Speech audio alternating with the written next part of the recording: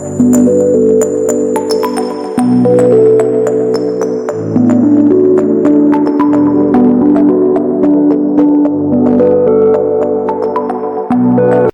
ఎంతగానో అలరిస్తున్న పిఎస్ఆర్ మీడియాకు స్వాగతం. జూనియర్ను సందిగ్ధంలో పడేసిన సన్నిహితుల సలహాలు. Janatha garage blockbuster hit తర్వాత జూనియర్ ఎన్నో అంచనాలు చేసి దర్శకుడు బాబీ కథకు ఓకే చెప్పి ఇప్పుడు ఆ సినిమాలో త్రిపాత్రాభినయం చేస్తున్న విషయం తెలిసిందే. జూనియర్ కెరియర్లో మొట్టమొదటిసారిగా త్రిపాత్రాభినయం చేస్తున్న ఈ మూవీపై అత్యంత భారీ అంచనాలే ఉన్నాయి. ఈ సినిమాలో తాను చేస్తున్న 3 పాత్రల కోసం 3 డిఫరెంట్ లుక్స్ ఏర్పరచుకోవడానికి ఎంతో కష్టపడుతున్నాడు తారక్. ఈ సినిమాకు సంబంధించి అతడి స్నేహితులు ఇస్తున్న సూచనలు జూనియర్ను ఆలోచనలో పడేసినట్లు టాక్. తెలుస్తున్న సమాచారం మేరకు ఈ మూవీకి జయ లవకుశ అన్న టైటిల్ ఫిక్స్ చేసినట్లు వార్తలు వస్తున్న నేపథ్యంలో ఈ మూవీకి ఈ టైటిల్ వద్దు అని జూనియర్ సన్నిహితులు సలహా ఇస్తున్నారని సమాచారం.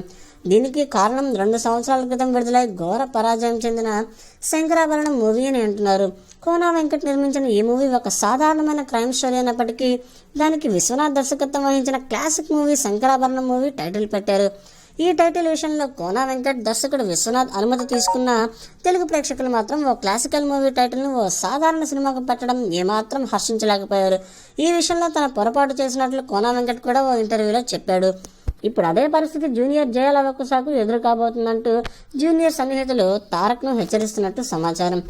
దీనికి కారణం లవకుశ అనే టైటిల్ కూడా ఒక క్లాసిక్ మూవీకి సంబంధించి అని నందమూరి తారక రాముడు నటించిన ఒక అద్భుతమైన క్లాసికల్ మూవీ టైటిల్ను ఒక మాస్ మసాలా సినిమాకు ఎందుకు వాడుతున్నారంటూ కొందరు జూనియర్కు క్లాస్ పీకుతున్నట్లు సమాచారం.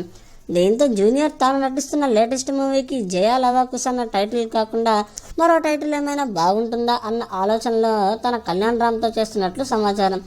జూనియర్ ఈ సినిమాలో ఒక విలన్ గెటప్లో కూడా కనిపించబోతున్న నేపథ్యంలో ఈ మూవీకి సంబంధించి మంచి క్యాచింగ్ టైటిల్ కూడా ఈ మూవీకి ఘన విజయానికి దోహదపడుతుందని పాత్రికాపదికంగా కాబోతుంది. ఏది ఏమైనా తారక్ ఈ సినిమాలో అనేక మార్పులు చేర్పులు చేయబోతున్నట్లు తెలుస్తుంది. మరిన్ని ఆసక్తికర అప్డేట్స్ కోసం వెంటనే సబ్స్క్రైబ్ చేయండి మీ పిఎస్ఆర్ మీడియా.